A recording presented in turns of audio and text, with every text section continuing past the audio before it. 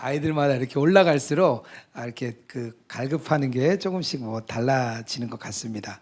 뭐 어른들도 마찬가지죠. 어른들 되면 특별히 자녀들 키우다 보면 자녀 교육에 관심이 많고, 또 직장 다니시는 분들 직장에서의 승진 문제, 또 사업을 하시는 분들 어떻게 하면 사업이 잘 될까, 또 집 때문에 우리 또 한국 사회는 어렵잖아요. 어떻게 하면 내 집을 잘 장만할까, 이런 것들이 다 우리가 가지고 있는 갈급함이죠. 어떤 것에 하나 근데 빠지면은요, 그것에 나오기가 참 어려워요. 저희 어머니가 당진분이세요. 여기 바로 위에 내려오다가 당진을 지나오면서 우리 어머니 고향인데 그러면서 내려왔어요. 저희 어머니는 드라마를 그렇게 좋아하셨어요. 그래서 드라마에 빠지면 그 드라마를 계속 기다리시고, 이렇게 그 드라마 내일 아유 벌써 끝났다고 막 아쉬워하시던 저희 어머니 모습이 생각이 났습니다. 근데요, 그게 이유가 있습니다. 왜냐하면 하나님이요, 우리를 그렇게 만드셨어요. 무언가를 향해서 갈급하고 갈망하게 만드셨습니다. 하나님 그렇게 만들어 놓으신 거예요.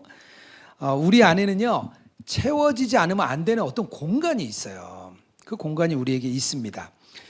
저희가 2015년에 처음으로 미국에 있는 곳에, 미국 샌프란시스코에 예수동행 세미나를 처음으로 가게 됐어요. 처음으로 갔는데 저희들은 주로 목사님들, 사모님들 대상으로 이렇게 세미나를, 목회자 세미나를 하는데요. 저희가 이제 포스터에 붙였습니다. 24시간 예수님과의 동행을 사모하는 목회자들을 모집합니다. 이렇게 붙였어요.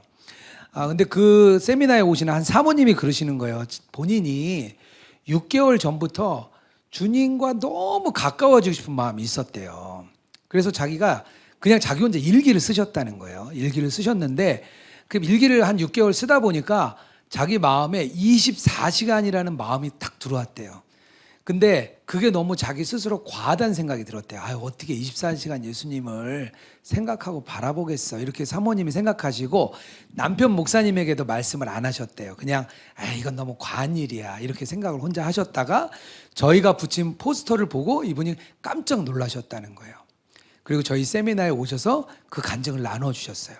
이게 나한테만 주님이 주신 게 아니라, 그때 뭐 유기성 목사님도 잘 모르고 그럴 때였대요. 그래서 우리 그 세미나에 오셔서 이게 정말 주님이 주시는 마음이구나, 그것을 이제 그분이 깨달으셨어요.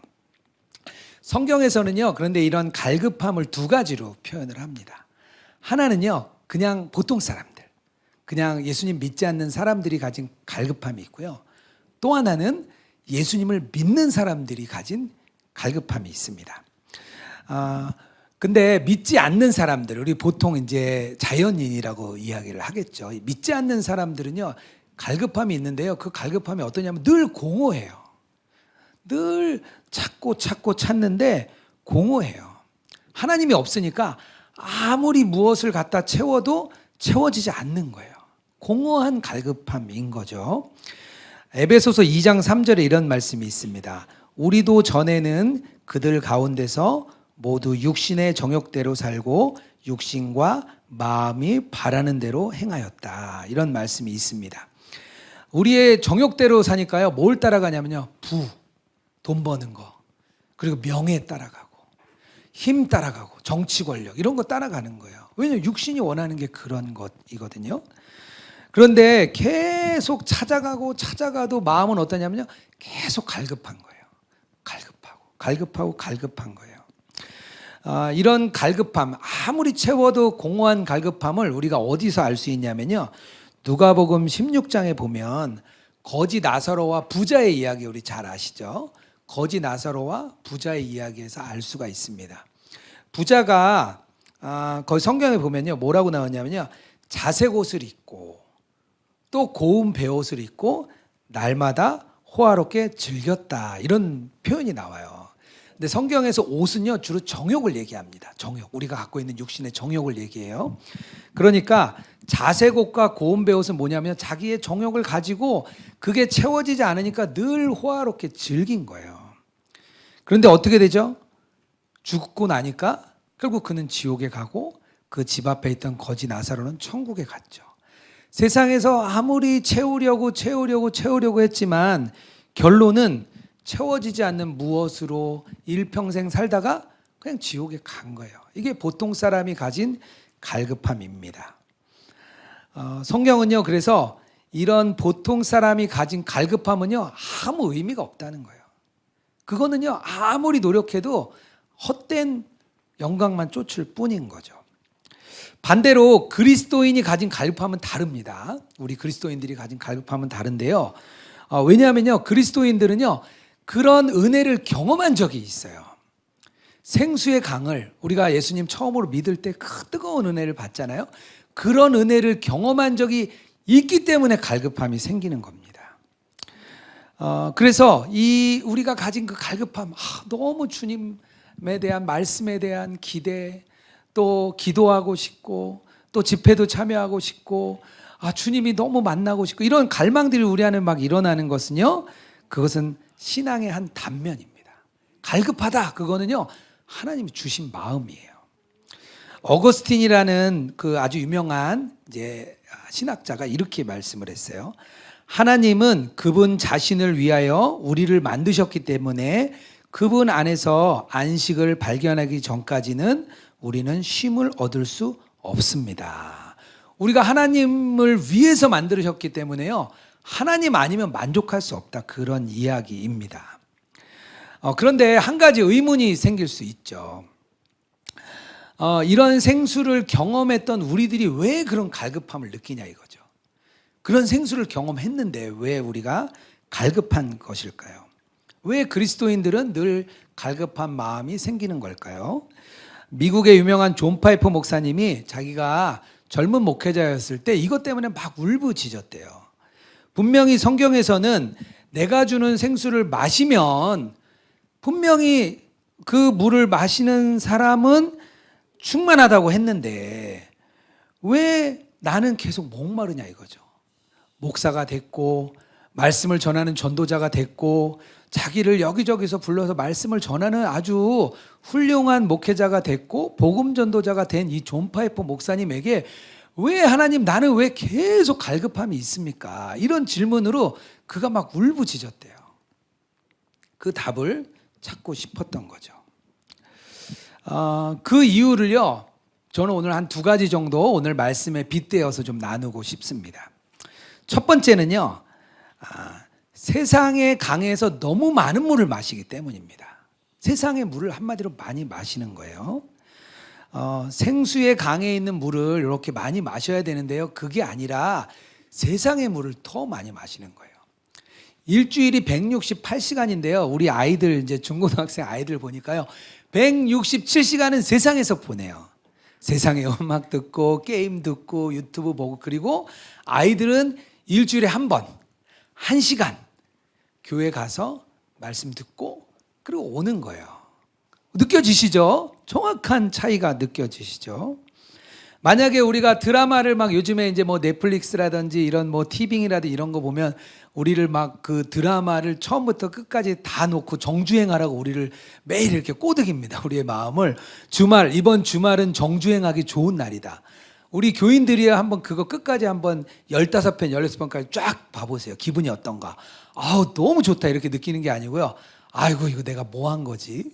왜 그러겠어요? 성령님이 막 마음에 찔림을 주시는 거죠. 세상의 물을 더 많이 마시는 거야. 그런 찔림을 우리에게 주시는 겁니다. 제가 예전에 목회자가 되기 전에 직장 생활을 했는데요. 제가 토목과를 나와서 토목기사가 저의 직업이었어요. 건설 현장에서는요, 여름이 되면 이렇게 탈진하지 말라고 정제 소금을 하나씩 줍니다. 아침에 하나를 먹고 점심 먹고 하나를 먹어요. 그래야지 땀을 많이 흘려도 탈수 증상이 나타나지 않아요. 그것도 욕심이라고요. 어떤 분들은 잘 몰라서 그걸 막 2알, 3알 먹어요. 막 먹어요. 그럼 어떻게 되는지 아세요? 갈증이 너무 나요. 그러니까 물을 또 먹고 물 먹고 그래서 그걸로 오히려 탈수를 면하게 하려고 했다. 그것 때문에 탈수 나는 현상이 많이 생깁니다. 그래서 꼭 한 알만 먹으라고 꼭 말씀을 드려요. 뭐 똑같은 거죠. 우리가 음식만 짜게 먹어도 자다가 막 물을 막 많이 마시잖아요. 오늘 본문에서 저희가 시편 42편 1절에 상황이요, 딱 그런 상황이에요. 시편 기자가 아마도 세상의 물을 많이 마셨던 것 같아요. 사슴이 시냇물을 찾기에 갈급하고 내 영혼이 주를 찾기에 갈급하나이다. 그런 갈급함이 그 안에 가득 채워진 거죠. 저희 가까운 집사님 한 분이 큰 대기업에 이직을 하셨어요. 너무 좋아하셨어요. 이제 큰 기업에, 이제 대기업에 이직을 했으니까요. 그런데 막상 대기업에 들어가 보니까 경쟁자가 너무 많은 거예요. 똑똑한 사람도 너무 많고, 좋은 스펙 가진 사람, 좋은 대학 나온 사람 너무 많다는 거예요. 평범한 자기로서는 이분들하고 경쟁해서는 안 될 것 같더래요. 그래서 이분이 이렇게 딱 보니까 어떤 이사님이 굉장히 유력해 보이시더래요. 그래가지고 그 이사님께 자기가 줄을 댔대요. 그래서 회식 자리에 가면 늘 옆에 앉고, 그리고 이분이 이렇게 보니까 담배를 태우시는데 신앙의 양심상 담배는 못 피겠고, 담배를 종류별로 케이스에 껴서 그 이사님이 담배를 태우러 나가시면 따라 나가가지고 담배를 이렇게 권해드리고, 한마디로 이렇게 막 이렇게 한 거죠. 손금이 안 보이도록 그렇게 막 했대요. 근데 그해 겨울에 그분이 정리해고가 되셨어요. 그래가지고 이 집사님이 너무 허탈해가지고 다음 물색을 찾은 거죠. 그래서 또 이사님 한 분을 또 자기가 물색을 하고 그분께 한 2년 정도를 열심히 그분 하시는 일을 쫓아다니고, 술자리에 가면 술 안 먹고 기다렸다가 집까지 데려다 대고 막 그러셨대요. 그런데 2년 뒤에 그분도 정리해고가 되셨어요. 너무 속상했는데 그때 하나님이 이 집사님의 환도뼈를 치셨습니다. 육종암이라는 병이 생겼어요. 수술 날짜를 정하고 그제서야 자기가 잘못됐다는 걸 깨달은 거예요. 하나님이 좋은 회사로 옮겨 주셨는데 기도하고 말씀으로 나간 게 아니라 어떻게 하면 내가 여기서 살아남을까, 그것만 생각을 했던 거예요. 그제서야 이 집사님이 수술 과정을 거치면서 자기가 주님을 놓치고 산지 그제 알았다. 자기가 세상에 너무 물들어가지고 그런 줄도 몰랐대요. 세상에 물든 줄 모르고 그냥 살았던 거예요. 우리 개정교회 성도님들 어떠십니까? 혹시 세상의 물, 세상에 주는 아주 달콤한 물을 많이 마시고 계시진 않습니까? 그게 우리에게 주는 갈급함일 수 있어요. 그것 때문에 하나님으로 가는 것이 아니라 세상으로 점점점 빠져가니까 갈급함이 생길 수 있습니다. 자신의 신앙을 한번 좀 잘 점검해 보시면 좋겠습니다. 갈급함이 생기는 또 하나의 이유가 있는데요. 뭐냐면요, 오히려 예수님께서, 하나님께서 자신을 숨기시기 때문에 우리가 갈급함이 생기기도 합니다. 우리가 고난도 오고 고통도 오고 어려움이 올 때 어떻죠? 우리가 막 주님께 기도하잖아요. 그런데 그때 주님이 어떠신가요? 바로 자, 문제 내가 바로 해결해 줄게. 자, 이 고통 해결해 줄게. 그러시던가요? 아니죠. 기도하고 매달리는데 오히려 주님은 답도 없으신 것 같고, 왠지 내가 힘들 때는 주님은 멀리 계신 것 같고, 오히려 고통 가운데 하나님은 더 멀어진 것 같고, 그걸 느끼는 게 우리의 심정입니다. 예전에 영국에서 청교도들이 막 박해를 받았어요. 그래서 그들이 미국까지 건너가죠. 근데 그들이 박해를 받을 때 그때 그 청교도들이 깨달은 게 있는데 뭐냐면요, 하나님이 일부러 자신을 숨기신다는 거예요. 그래서 그거를 뭐라고 얘기했냐면요, 부재 속의 임재라고 표현을 했어요. 보이시지 않는데 계시다는 거예요.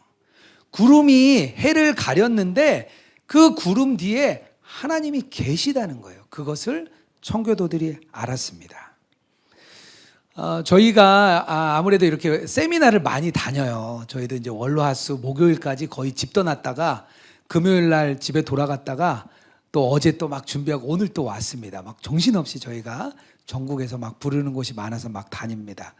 작년 가을에는요, 추석에는 가족들하고 떨어져 있었어요. 추석을 떨어져서 이렇게 목회자들 세미나를 하는데 좀 이렇게 마음이 편치는 않더라고요. 추석 명절에 가족들, 아내, 아이들 다 떼어놓고 이렇게 나와서 이 사역을 하려니까 좀 힘들더라고요. 그런데 멀리 떨어져 있었는데도 불구하고 가족들하고의 그 만남에 대한 그 갈증, 그리고 가족들하고의 그 친밀함, 그게 멀어진 게 아니라 그 기간 동안 오히려 더 가까워지더라고요. 더 만나고 싶고, 빨리 끝나면 가서 더 보고 싶고. 왜 우리 자녀분들 뭐 멀리 나가 있는데 명절이 돼서 집에 올 때 되면 막 우리 어머니들 기다리시잖아요.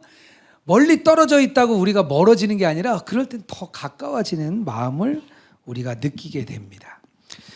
실제로요, 하나님이요, 우리를 떠나시지 않겠다고 약속을 하셨어요.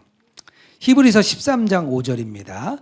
내가 결코 너희를 버리지 아니하고 너희를 떠나지 아니하리라. 우리가 그렇게 느낄 수는 있어요. 주님이 멀어진 것 같고 내 안에 안 계신 것 같지만 말씀에 의하면 어떻게 됐죠? 늘 우리와 함께 계시겠다는 거예요. 멀리 계신 게 아니라 늘 가까이 계시다는 거예요. 그 왜 그러실까요? 그 이유는 뭘까요? 하나님은요, 자신을 숨기심으로 인해서 우리와 아주 지속적인 관계를 맺기 원하십니다. 내 영혼이 주를 찾기에 갈급합니다. 그런 마음을 원하시는 거예요. 하나님이 원하시는 거는요, 나를 좀 갈급한 마음으로 너희들이 찾으면 좋겠다. 그런 마음을 찾으시는 거예요. 하나님이 원하시는 거는요, 부흥회를 통해서 은혜를 이만큼 받고 시간이 지날수록 은혜가 점점 줄어들어서 일주일 지나고 한 달 지나면 아유, 받은 은혜 어디 갔지? 이렇게 하는 게 아니라 매일 주님과 함께 하면서 그 은혜가 늘 지속되기를 원하시는 겁니다. 늘 우리 안에 그 하나님을 향한 갈망을 늘 주셔가지고요, 늘 하나님을 기대하고 하나님을 만나고 싶고 경험하고 싶고 이 예배 드리고 속회 모임 할 때만 주님을 만나는 게 아니라 내가 돌아가는 가정에서, 직장에서, 관계 속에서 가는 곳마다 주님과 함께 하기를 주님이 원하시기 때문입니다. 조나단 에즈워즈라는 미국의 유명한 그 목회자가 이렇게 표현을 했어요. 영적인 유익이란 영혼을 만족해 하는 성질을 가집니다. 바로 이런 이유 때문에 사람들은 더욱 완전히 맛보고 싶어 하는 갈증을 느낍니다. 영적인 경험을 하면 할수록 사람들은 더 많은 영적인 만족을 얻기 위해 굶주리고 목말라 합니다. 이 말씀은요, 은혜를 경험한 사람들은요, 더 은혜를 경험한다는 거예요. 더 큰 은혜, 더 충만한 은혜를 계속 경험하고 싶은 게 우리의 마음입니다.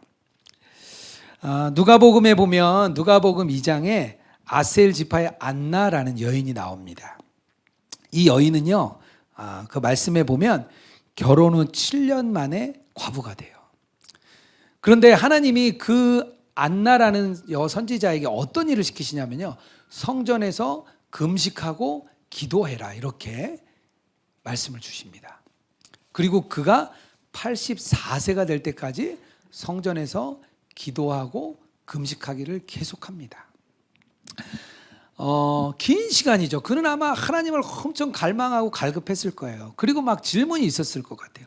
하나님, 왜 저는 일찍 과부가 되고 그리고 또 재혼을 하고 하는 것도 아니라 성전에서 늘 기도하고 왜 금식하게 했습니까? 그런 답답함과 갈망이 있었을 것 같아요. 그런데 수십 년을 기다린 이후에 어떤 일이 생기냐면요, 여호와 예수 그리스도, 그분을 만납니다. 오랫동안 기다렸던 그를 만나고 그 예수님이 태어난 곳에 안나 선지자가 만나게 돼요. 그리고 성경은요, 안나라는 이름을 기록해 놓습니다. 그 안나 선지자의 이름을 기록해 두세요. 아마 하나님께서는 그 이름을 기록하시고 늘 하나님을 향한 기대와 갈망과 기도했던 그 안나 선지자를 기억하고 싶으셨던 것 같아요. 안나에게 하나님은 숨어 계신 하나님이었어요. 도대체 무슨 일을 하시는지 알 수 없는, 하지만 그는 예수 그리스도가 오실 것을 위해 기도하고 준비하고 성경에 기록된 아주 놀라운 그 안나라는 여인이 됐어요. 숨어 계신 하나님이셨지만 그 이유를 나중에 알았습니다. 그렇다면 우리가 어떻게 하면 메마른 영혼이 그 갈급함을 채울 수 있을까요?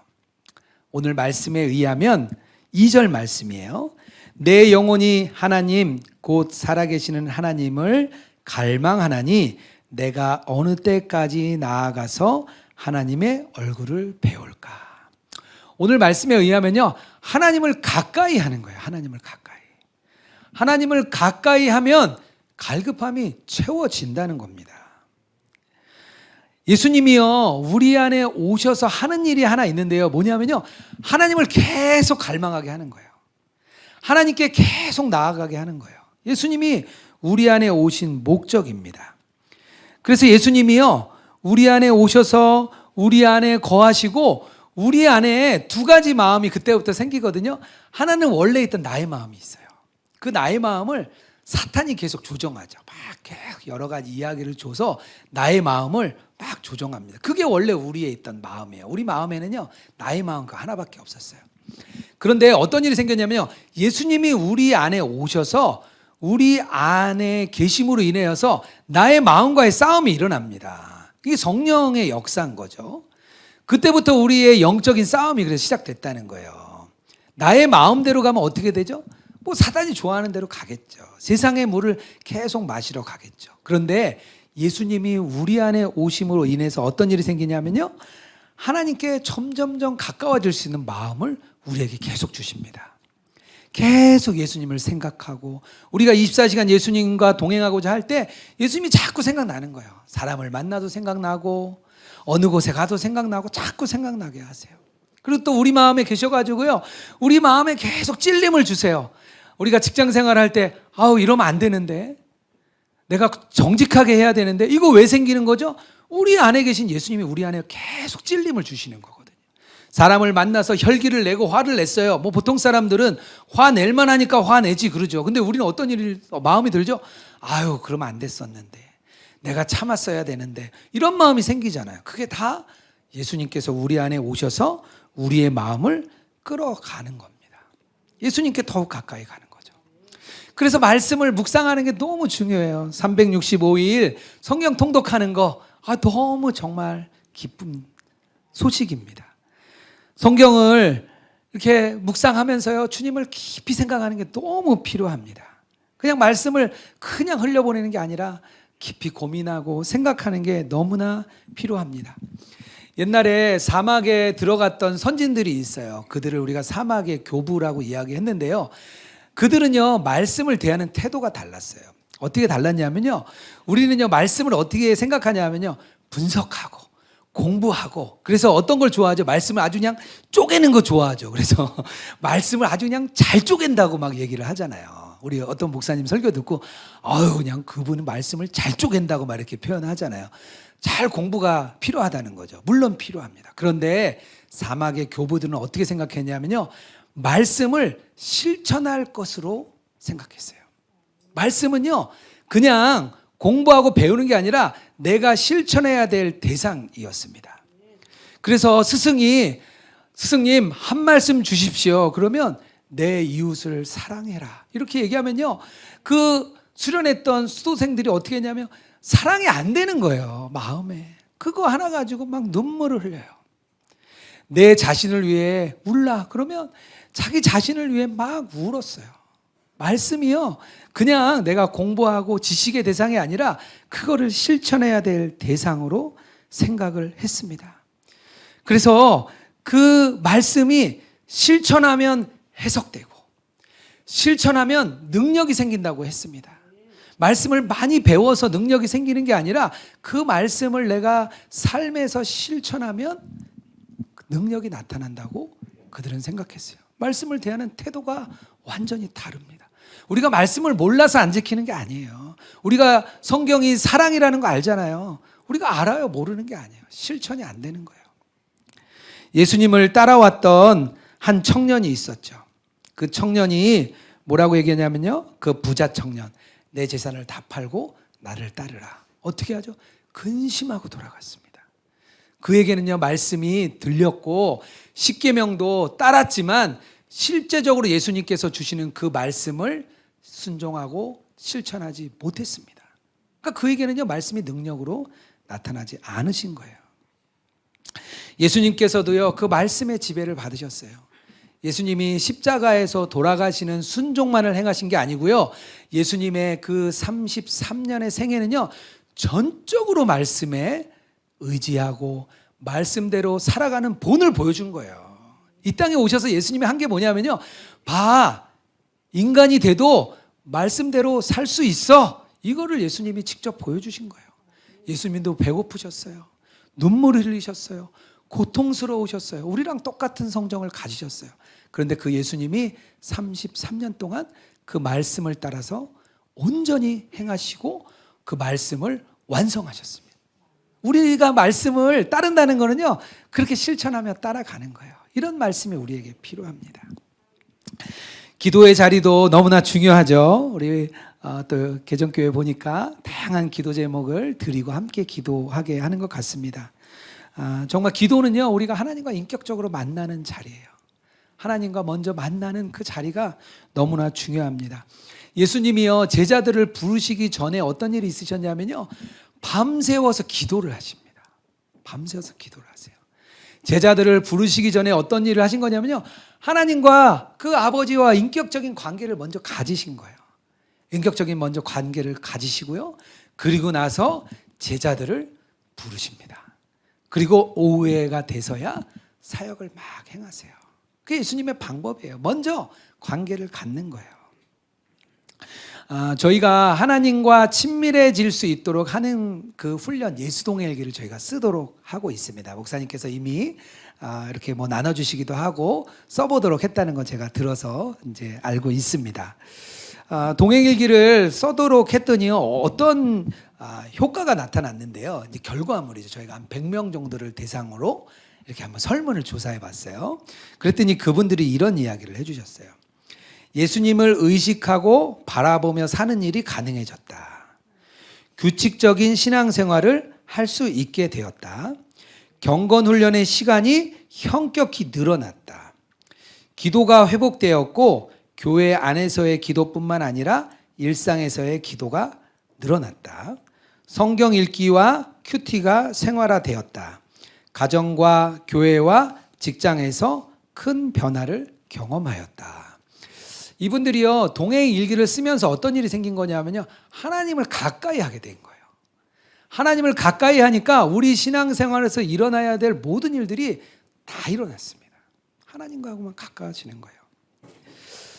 저도 개인적으로 동행일기를 쓰면서 굉장히 큰 은혜를 누렸습니다. 저는 여러분들처럼 이렇게 성도로 섬기다가 뒤늦게 이제 목회자가 되었습니다. 제 모교회가 선한목자 교회예요. 이렇게 원치 않게 유기성 목사님이 오셔서 동행일기를 쓰도록 이렇게 강요를 하셨습니다. 목사님은 분명히 자기는 강조만 했다고 얘기하는데 성도들에게는 되게 강요로 들렸어요. 동행일기를 처음에 쓰라고 할 때 저는 안 썼어요. 뭐 말씀이면 충분하지 뭐 그렇게까지 하나, 그런 생각이 제 안에 있었습니다. 근데 제가 그때 속장이어가지고 그래도 교회에 지역장, 속장 이런 역할을 할 때라 제가 저는 안 쓰지만 제 아내에게 당신은 좀 써라. 그리고 제가 이제 아내가 쓰는 것을 봤죠. 그랬더니 아내는 뭐 크게 변하진 않더라고요. 그래서 제가 금방 이렇게 뛰어들지는 않았습니다. 그런데 제가 신학대학원에 가면서 유기성 목사님이 저를 동행일기 지금 이 사역자로 불러주셨어요. 아마 제가 동행일기를 쓰는지 안 쓰는지 모르시고 그냥 부르셨던 것 같아요. 저를 이제 부르셨습니다. 그런데 제가 직장 생활할 때 건설 현장에 있으면서 제 안에 큰 갈등이 있었는데요. 어떤 갈등이 있었냐면요. 교회에서는 참 신앙 좋다는 얘기를 많이 들었어요. 왜냐하면 교회 생활 열심히 했고 교회 사역도 많이 했고 교회에서 부르시는 곳에 늘 참석을 했어요. 그런데 제 직장에서의 삶은 그렇지 못했습니다.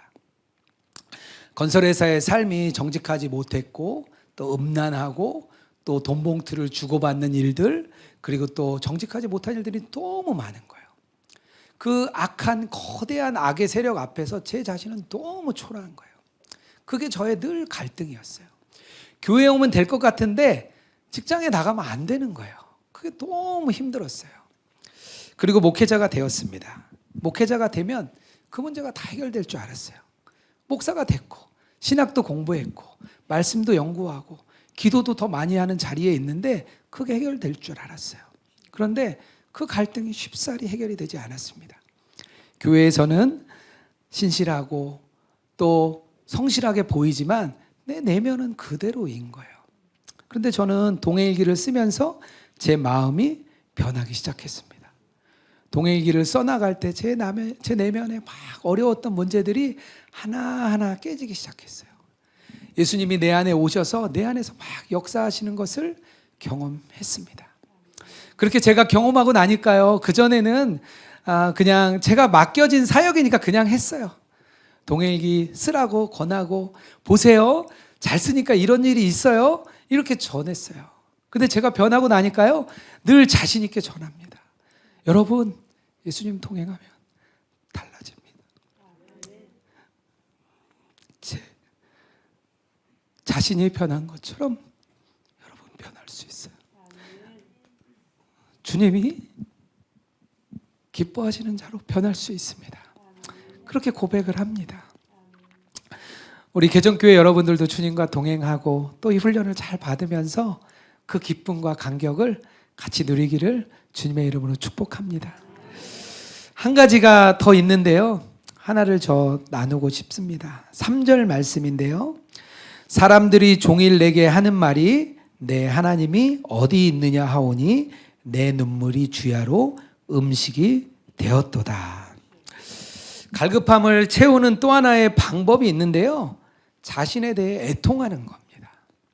자신에 대해 애통하며 나의 눈물이 음식이 되는 거예요. 우리가 살아가다 보면요, 우리의 삶의 모습을 보고 사탄이 우리를 막 참소합니다. 특히 마음이 무너질 때, 야, 거봐, 너 그렇게 하는 거 보니까 너 교인 맞냐? 야, 그러면서도 너가 장로고 너가 권사고 너가 집사냐? 이런 마음이 우리 마음에 들 때가 참 많아요. 우리 마음이 무너질 때 그런 생각들이 옵니다. 이스라엘이요, 외적인 침입을 받았어요.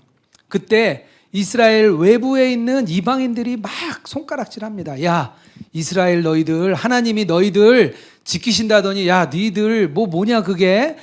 북이스라엘도 망하고 남유다도 망하게 생겼는데 너희들이 무슨 하나님이 돕는 거냐? 너희 하나님은 어딨냐?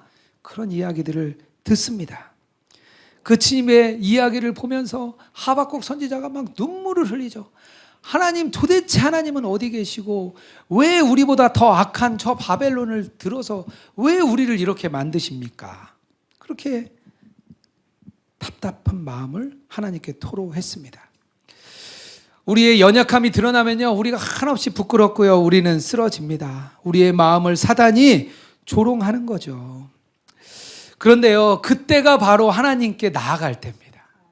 그때가 바로 하나님께 더 가까워질 수 있는 시간이에요. 자기의 연약함을 주님께 내놓는 것이 하나님이 기뻐하시는 일이거든요. 성경은요, 그런 사람을 뭐라고 얘기하냐면요, 상한 갈대다 이렇게 표현을 합니다. 이사야서 42장 3절에 보면요, 하나님께서 상한 갈대를 꺾지 아니하고 꺼져가는 심지를 끄지 않겠다 이렇게 주님이 말씀하십니다. 우리의 그 연약한 마음, 애통한 마음, 무너지는 마음, 쓰러지는 마음을 들고 주님께 나아가면요, 주님이 그것을 기뻐 받으신다는 거예요. 히스기야 왕이요, 병들어 죽게 되었습니다. 그때 이사야가 와서 얘기하죠. 당신이 죽게 될 거라고 이야기를 합니다. 그때 히스기야 왕이 심히 통곡하고 하나님 앞에 엎드립니다. 이사야 38장 13절에 뭐라고 얘기하냐면요, 하나님이 자신의 뼈를 꺾으셨다고 얘기를 합니다. 그러면서 하나님께 매달리죠. 하나님이 그 고통 속에 또 눈물 흘리는 히스기야 왕에게 15년이라는 시간을 더 허락해 주셨습니다. 사도 바울이요, 자신의 마지막 그 생애에 디모데전서 1장 15절에 이렇게 말을 합니다. 그리스도 예수께서 죄인을 구원하시려고 세상에 임하셨다 하였도다. 죄인 중에 내가 괴순이라. 저는요, 이 바울이 그냥 입버릇처럼 얘기한 게 아니라 생각이 듭니다. 그는요, 여러 차례 주님의 음성을 들었어요. 3층 천에까지 올라갔다 왔어요. 예수님처럼 살았던 가장 큰 모델이에요. 근데 그분이 자신에게 가슴 찢는 애통함이 있었습니다. 애통함으로 나오는 자, 그런 자를 하나님이 거둬주시는 거예요. 그 애통한 마음을 하나님이 만져주십니다. 가까운 권사님이요, 공황장애가 걸리셨어요. 왜 걸리셨냐 하면 사업을 오랫동안 하셨는데 자기가 거래하던 주 거래 업체와 법적인 분쟁이 생겼습니다. 법적인 분쟁이 생기면서 납품 대금을 못 받고 회사가 문을 닫을 처지에 처했어요. 그러고 나니까 공황장애가 나왔습니다. 코로나 기간 동안 꼼짝도 못하고 집안에만 계속 계셨어요. 뭐 나가지도 못하고 들어오지도 못하고 그 어려움을 뭐 아시죠? 요즘에 막 공황장애, 또 정신질환, 또 우울증 너무 많잖아요. 그분이 너무 어려워하시는 거예요. 그래서 제가 전화를 자주 이렇게 좀 드렸습니다. 최근에 좀 걱정이 돼서 전화를 좀 드렸는데요. 많이 좋아지셨어요. 많이 좋아지셔서 제가 어떻게 좋아지셨냐 이렇게 물었어요. 너무 답답하고 너무 힘이 드니까 할 수 있는 게 이제 기도밖에 없잖아요. 그래서 집 앞에 마침 안양에 사시는데 작은 기도원이 있으셨대요. 그래서 매일 아침마다 가서 기도를 이렇게 하셨대요. 오전 내내 기도를 하셨는데 늘 그의 기도 제목이 뭐였냐면 이 문제 해결해 달라고. 하나님 이 문제 해결해 주세요. 이 업체하고 문제, 재정 문제, 법적인 문제 해결해 주세요. 이것을 계속 기도를 했대요. 몇 달을 기도하는데 하나님이 갑자기 어느 순간 자신 안에 애통한 마음을 주시더래요. 자기 자신에 대한 애통함.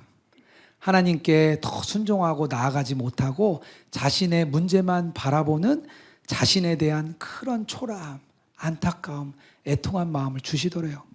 그래서 언제부턴가 기도가 바뀌어가지고요, 계속 자신의 애통함을 주님께 올려드리고 자신의 연약함을 하나하나 올려드렸대요. 자신이 갖고 있는 탐욕, 탐심, 정욕 하나하나 주님께 다 올려드렸대요.